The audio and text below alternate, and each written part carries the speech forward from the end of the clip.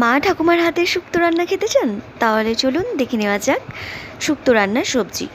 দুটো এখানে নিয়ে নিয়েছি, দুটো উচ্ছে, একটা আলু, একটা কাঁচকলা আর অর্ধেকটা পেঁপে। এবার কড়াইতে তেল দিয়ে দিয়েছি। তেল গরম হতেই সবার প্রথমে উচ্ছেটা ভেজে নেব। খুব কড়া করে ভাজবো না, হালকাভাবে ভেজে নেব। নমস্কার বন্ধুরা, বন্দনা ক্রিয়েশন চ্যানেলে আপনাদের সবাইকে স্বাগত। আশা করছি আপনারা খুব ভালো আছেন এবং আমিও খুব ভালো আছি। আজকে নিয়ে এসেছি একটা ছোট্ট ভিডিও, মা ঠাকুমার হাতে শুক্তো রান্না। উচ্ছেতে অল্প সামান্য নুন দিয়ে দিয়েছি। আমার উচ্ছেটা ভাজা হয়ে গেছে, এবার তুলে রাখবো। এবার কড়াইতে আরেকটু তেল দিয়ে এবার দিয়ে নেবো একটা শুকনো লঙ্কা আর দিয়ে দেবো 1 চামচ পাঁচফোড়ন। আপনারা রাঁধুনিও ব্যবহার করতে পারেন, পাঁচফোড়নও ব্যবহার করতে পারেন। এরপর দিয়ে দেবো কেটে রাখা পেঁপে।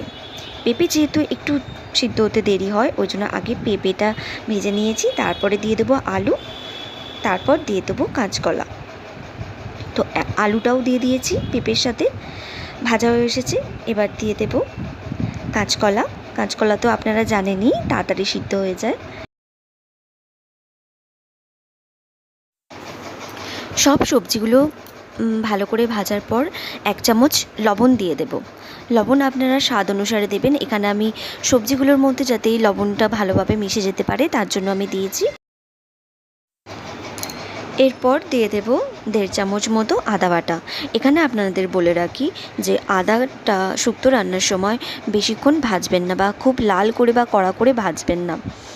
এরপর দিয়ে দেব ভেজে রাখা উচ্ছে।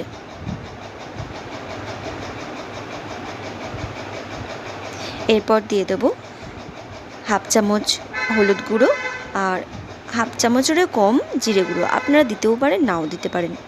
এরপর ভালো করে নেড়ে চেড়ে, খুব বেশি নাড়বো না, বললাম না আদা দিয়ে দিয়েছি, তাই বেশিক্ষণ কষবও না, ভাজবও না। এরপর দিয়ে দেবো বেটে রাখা সর্ষে বাটাটা দেওয়ার পরেই ওটাকেও আমি ভাজবো না, তার 2-1 বার নেড়ে চেড়েই দিয়ে দেবো জল। আপনাদের তো আমার রেসিপি দেখেছেন সর্ষে রান্না, যে কটা আপনাদের সাথে শেয়ার করেছি, যে সর্ষে বেশিক্ষণ ভাজলেই কিন্তু তেতো হবে, এটাই মানে তেতো হওয়ার মূল কারণ। এবার এটাকে সিদ্ধ হতে দিয়ে দেব। এরপর দিয়ে দেবো স্বাদ মতো লবণ। সবজি ভাজার সময় একবার দিয়েছিলাম আর এখন একবার দিয়ে দেব। খুব বেশি লবণ দেবেন না, খুব লবণ হয়ে যেতে পারে, তাই আপনারা স্বাদ অনুসারে দেবেন। আর আপনাদের বলে রাখি, আমার ভিডিও যদি আপনাদের ভালো লেগে থাকে তাহলে প্লিজ আমার চ্যানেলটি অবশ্যই আপনারা সাবস্ক্রাইব করবেন। আর আমার ভিডিওতে লাইক কমেন্ট করে জানাবেন যে আমার রান্না আপনাদের কেমন লেগেছে বা বুঝতে কোথাও অসুবিধা হয়েছে কি না। তো আবার দেখা হবে আপনাদের সাথে নেক্সট ভিডিওতে। ততদিন আপনারা ভালো থাকবেন, সুস্থ থাকবেন।